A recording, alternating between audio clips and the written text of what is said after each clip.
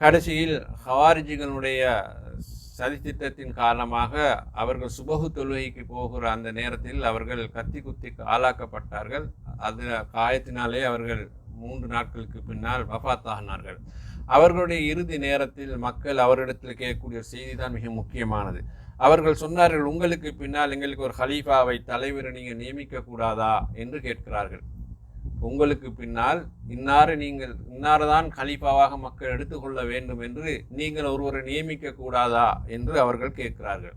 உண்மையிலே இந்த ஹலீஃபா பொறுப்பு அலி ரலியல்லாஹு அன்ஹுவிற்கும் அவர்களுடைய குடும்பத்தாருக்கும் சொந்தமானதாக இருந்தால் அதை அவர்கள் இந்த இடத்தில் சொல்வதற்கு இதுதான் மிக பொருத்தமான ஒரு நேரம். ஏன்னால் இப்னு சபாவுடைய குழப்பம் அதால தானே வந்தது. அலி ரலியல்லாஹு அன்ஹு அவர்களுக்கும் அவருடைய குடும்ப பரம்பரைக்கு தான் அந்த ஆட்சி போக வேண்டும் என்று தான் இந்த குழப்பம் கலகம் உருவானது. அப்போ இந்த சந்தர்ப்பத்தை அவர்களுடைய இறுதி நேரத்திலும் கூட மக்கள் கேட்கிறார்கள், உங்களுக்கு பின்னால் ஒருவரை நீங்கள் ஹலீஃபாவாக நியமிக்க கூடாதா என்று கேட்கிறார்கள். அப்படி நியமிப்பதாக இருந்தால் யாரை நியமிப்பது? ஹசன் அல்லது ஹுசைன் ரலியல்லாஹு அன்ஹுமா 2 பேரில் ஒருவரை தான் அந்த இடத்தில் நியமிக்க வேண்டும். அவர்கள் தான் அவர்களுடைய பிள்ளைகள் இருக்கிறார்களே.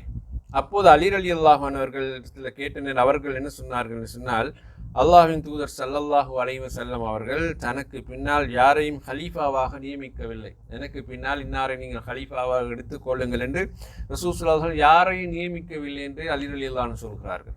அப்போ தன்னையும் நியமிக்கவில்லை, அபூபக்கர், உமர், உஸ்மான் ரலியல்லாஹு யாரையும் ரசூலுல்லாஹ் குறிப்பிட்டு சொல்லவில்லை.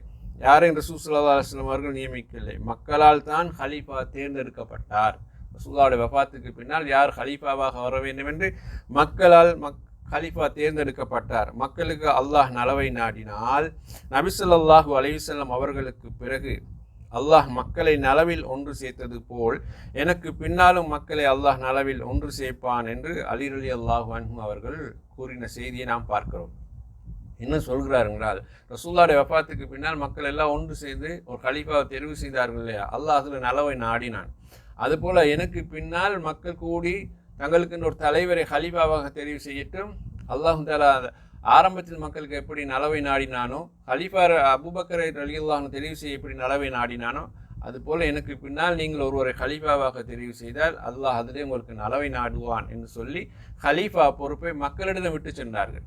உண்மையிலே இதுதான் அவர்கள் உள்ள தூய்மையாக நடந்த ஒரு முஸ்லீமுக்கு நல்ல ஒரு பண்பாக அவரோட செய்தி சொல்லுகிறது. ஆனால் இப்னு சபா செல்வது போல அலி ரலியல்லாஹு குடும்ப பரம்பரைக்கு இந்த ஆட்சி போகணும் என்றால் அவர்கள் உண்மையில ஹசன் ரலியல்லாஹு அவர்களை ஹலீஃபாவாக நியமித்திருக்க வேண்டும். அவர்கள் அப்படி நியமிக்கவில்லை.